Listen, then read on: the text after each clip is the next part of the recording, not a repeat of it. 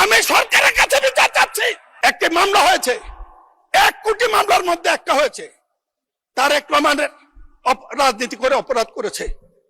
জাইমা রহমান কি অন্যায় করেছে আপনাদের কাছে? কি ভাষা প্রয়োগ করেন আপনাদের ভোটের মাধ্যমে? দেশের প্রয়োজনে 2-4টা কথা বলতে এই বয়সে না পারলে সংসদে আর কোনোদিন দেখেন না। মাননীয় সদস্য, আপনার 4 মিনিট সময় বাড়িয়ে দেয়া হলো, বিকজ ওই সময়টা আপনি কথা বলতে পারেননি। 4 মিনিট সময় আপনাকে দেয়া হলো অতিরিক্ত। ধন্যবাদ। মাননীয় স্পিকার, আপনি বললে এমনি বসে পড়বো, তো আমার প্রতি সুবিচার হয়েছে বলে আমি মনে করি না। ইচ্ছা আপনার, বক্তৃতা শুরু করলেই একটা কিছু হয়ে যায়। ওনাদের সাথে জাতিগত শত্রুতা আমার নাই, তাদের সাথে কাজ করেছি বলেছি পাকিস্তান আমল থেকে। দেশের প্রয়োজনে 2-4টা কথা বলতে এই বয়সে না পারলে সংসদে আর কোনোদিন দেখেন না। মাননীয় স্পিকার, এই বইটি তাদের, এটা আমার নয়। তার পরবর্তীতে আমরা যখন বাংলাদেশের পক্ষে গেলাম, তারা গেল পক্ষে। এইটা সত্য, জাতীয় ঐক্যের জন্য যে কাজ করেছিলেন, যে ম্যাডামের সাথে বিদেশে দেখার পরে, শেখ হাসিনা বিদায়ের পরে কি এমন ঘটলো? তারেক রহমান, মির্জা ফখরুল, সালাউদ্দিনে তাদের এজেন্ডা কি কারণে?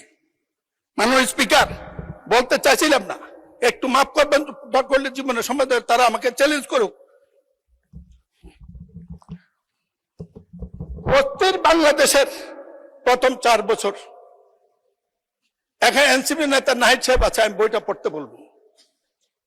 আজকের এই বইতে উল্লেখ আছে স্বাধীনতার পর যা হয়েছে, হাসিনা বিদায়ের পরও তা হয়েছে। বিরোধী দলীয় ঐক্য কারা নষ্ট করেছে, এটার জন্য গবেষণা হওয়া উচিত, এটার জন্য সিদ্ধান্ত হওয়া উচিত। কি কারণে বিএনপি প্রতিপক্ষ হলো? মাননীয় স্পিকার, কথা বলার সুযোগ কম। তারেক রহমান নীলকণ্ঠ 20 খেয়ে 20 হজম করে আওয়ামী লীগের প্রশাসনের এত একটি অভিযোগ করে নাই। শত বিবেচনাদের সেদিন বিরোধী দলের নেতারা দাঁড়িয়ে বলছেন তাদের সমবন্টন হয় নাই। 1 ঘন্টার মধ্যে তারেক রহমান তাদের দেওয়ার জন্য অর্ডার দিয়েছেন। আমি সরকারে ছিলাম, আগে জানি। না হইলেও হবে, যার হয় না কোনোদিন হয় না, যার হয় না কোনোদিন হয় না। যাই হোক,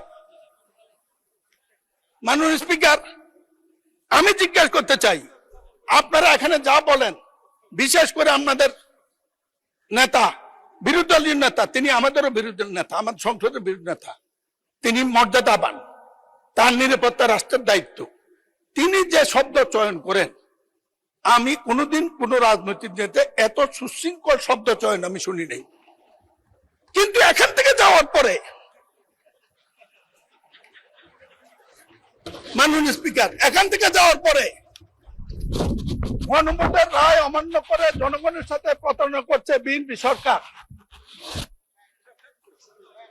লেটস ডিসকাস। মসজিদে মসজিদে এগুলা বন্টন করে একটি কাজ, বিএনপিকে হেয় বানানো, তারেক রহমানকে ছোট বানানো। মাননীয় স্পিকার, আরেকটা ফাইল দেব আমি নেতাকে। এই ফাইল, একটি মামলা হয়েছে, 1 কোটি মামলার মধ্যে একটা হয়েছে। তারেক রহমানের রাজনীতি করে অপরাধ করেছে। জাইমা রহমান কি অন্যায় করেছে আপনাদের কাছে? কি ভাষা প্রয়োগ করেন আপনাদের ভোটের মাধ্যমে?